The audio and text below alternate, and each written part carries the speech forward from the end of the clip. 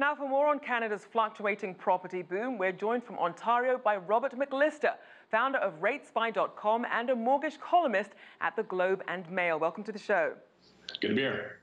Now, let's start with looking at Canada's foreign buyers tax. We saw that it was introduced to really cool the housing market in areas like Toronto and Vancouver. But where does it stand currently? Well, the foreign buyers tax in Vancouver caused prices and sales to plummet pretty quickly. I mean, they were already on a downtrend at the time it came in, and it just accelerated the fall. Now, since then, in the last year or so, prices have rebounded quite a bit. And in the condo market and the townhome market, prices are off the hook, hitting records in many cases. So in Toronto, we just saw the announcement this spring of the foreign buyers tax, and that accelerated the downfall in prices. And we're still dropping. So we don't know how much further we have to go, but there's definitely been a psychological negative shift in the housing market since those policies were announced. Now, clearly, that's good news for local home buyers, not so much if you're a foreign entity trying to buy property there. So what have been the overall pros and cons of this initiative? Well, it did slow the market. I mean, who knows how much higher it could have gone, and who knows what kind of price risk we could have been facing if they didn't do something. And it's not just the foreign buyers tax, of course. There's all kinds of initiatives by the federal government to slow mortgage credit. So all of these measures have slowed prices significantly, and many would argue that's a good thing to kind of get a handle on the market and add some stability to it.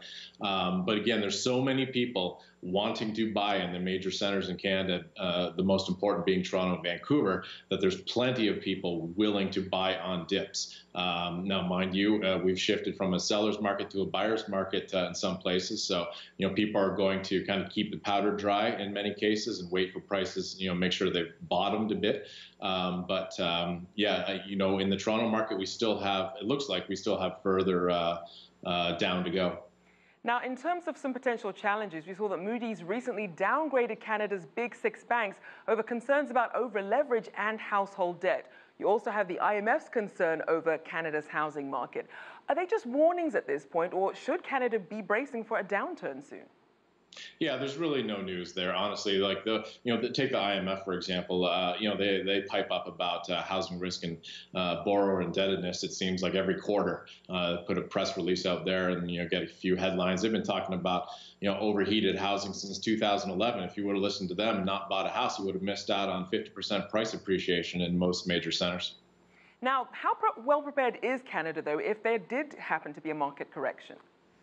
Very well prepared. So if you look at any of the public data on stress testing, whether it's from our mortgage default insurers or the banks, the information that they put out, we have a very well-regulated, very conservatively regulated banking system in Canada.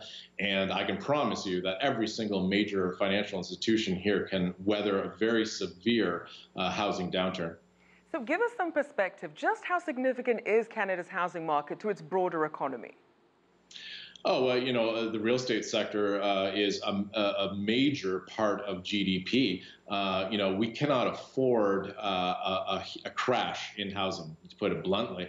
And I'm not predicting one, but there's so much economic activity, up to a fifth of GDP indirectly or directly tied somehow to the real estate market. So it's critical.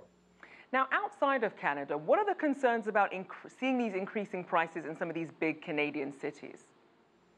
Well, there's, folks outside of Canada read the headlines about our country, and there's usually not a lot of perspective in those headlines. The fact is that, people pay their mortgages in Canada. They can't walk away from their homes. The arrears rates are near all-time lows, despite the high valuations. And it's a very stable market, and the government is throwing everything it can at the market to slow it.